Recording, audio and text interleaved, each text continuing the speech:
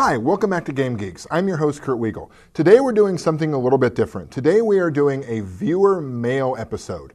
We get a lot of mail requesting ideas for games and why we do things certain ways. So I thought this is as good a time as any to stop, pause, reflect, consider, and answer some of your questions. All names and email addresses have been removed to protect the innocent and the guilty. So these are just sort of excerpts from questions we get a lot. So number one, why don't you review game X, or my favorite game?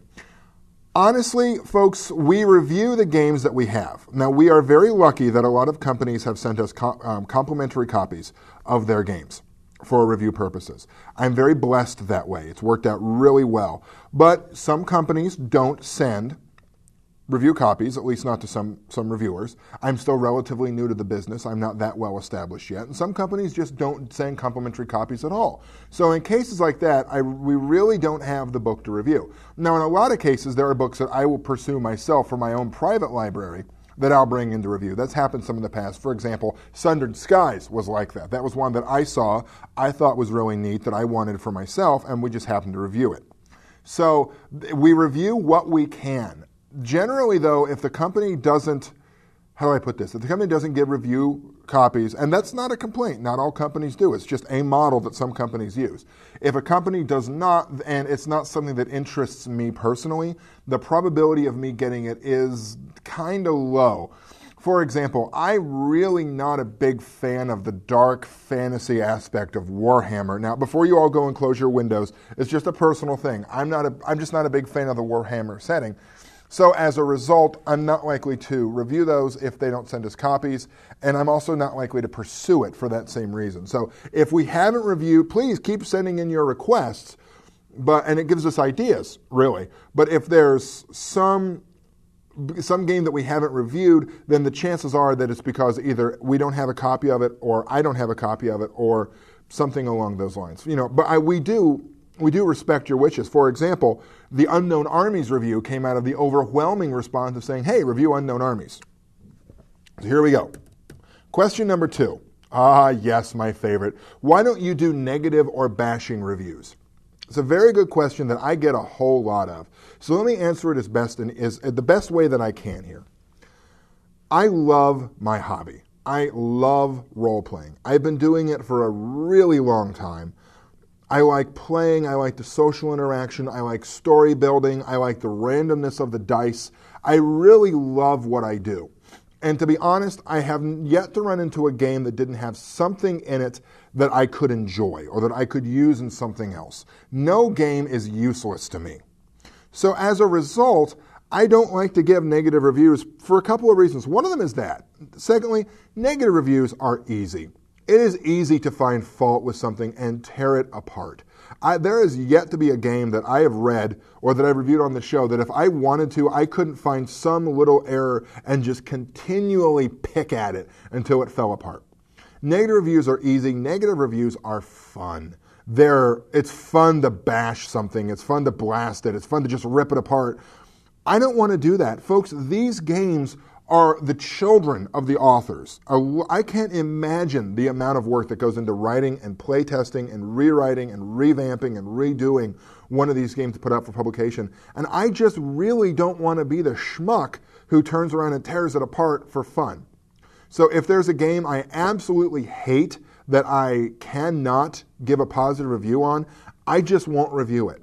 I just can't bring myself to do it, because I don't want to be the guy who tears those up. There's plenty of people out there who will be happy to shred your game, whatever it is.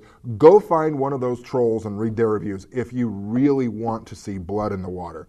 I'm not the guy for that. All right, so, next question, a bit more personal. How long have you been gaming?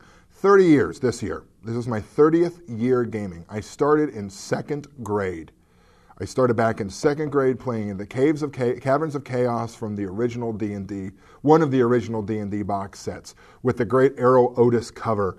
That takes me back. I started that game. I was playing a thief who fell down a pit in the Kobold Caves and died. and I was hooked ever since. It's been off and on. I haven't played like steadily every week for 30 years. There have been some dry spells. College was really good to me for gaming. That's where I met some of my favorite games like Call of Cthulhu.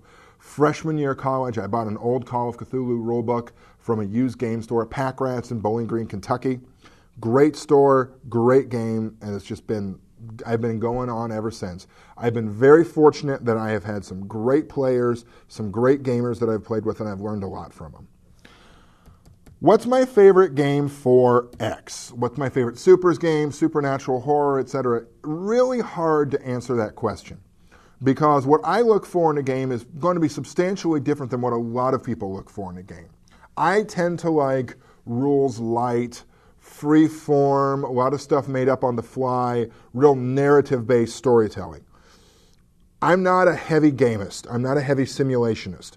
I play loose and fast with rules all the time. As I tell new players that come into my group, if I like your character, there's a good chance I will gleefully sacrifice him on the altar of plot convenience and story. That's just who I am. So right now, there are 3 favorite games that I like to play the most. Call of Cthulhu and BRP. I'm a big fan of Eden Studios' Unisystem. If you've watched anything on this show, you've learned that.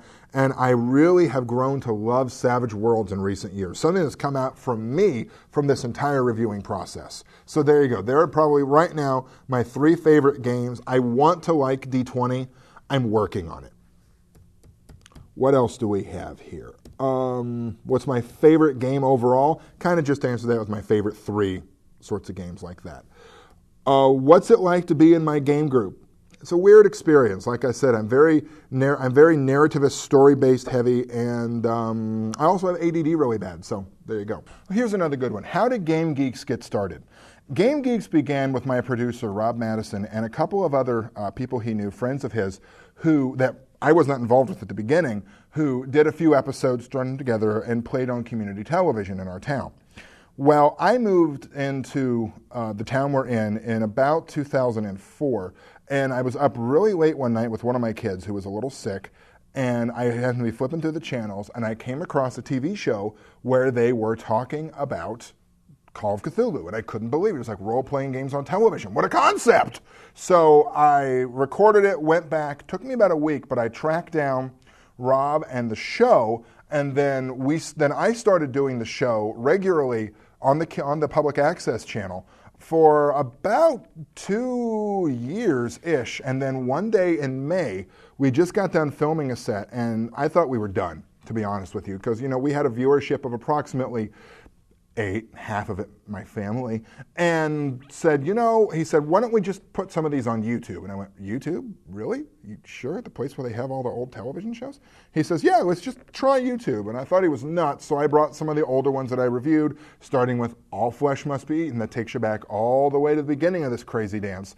And that's really how we got started, with Rob Mattison, community television, and some ideas about putting up a role-playing game.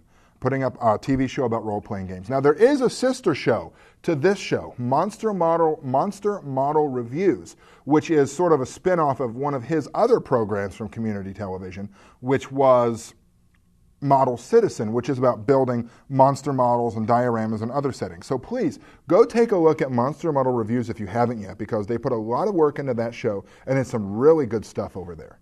Where did you learn to speak English? Right. Ohio, actually. Born and raised in Ohio. And Kurt, your reviews are great. You're fantastic. You have a great voice. You must have an enormous... And we're done with the reviews. So, there we go. There's answering some viewer mail. Please feel free to keep sending it in. For Game Geeks, I'm your host, Kurt Wiegel. Good day and good gaming.